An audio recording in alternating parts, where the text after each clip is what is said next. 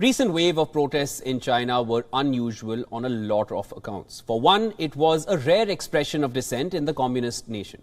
It was also unusual for its mass participation and for its spread across the length and breadth of the country. It also had one peculiar point: a Chinese Twitter account with a cat avatar. As people took to the streets to call for greater freedoms and an end to zero COVID, this Twitter handle with the name Teacher Lee is not your teacher live tweeted the demonstrations in real time.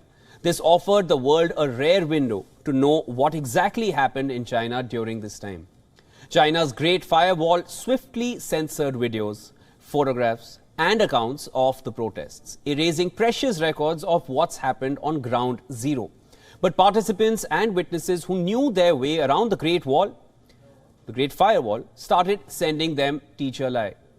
In no time, the Twitter account became a crucial source of information for people in China and beyond.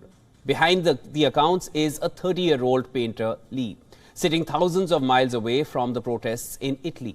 For days, he waded through an endless flood of private messages in his Twitter inbox. These were sent by people across China with updates on the demonstrations and their aftermath. He posted them on their behalf, shielding the senders from the scrutiny of Chinese authorities.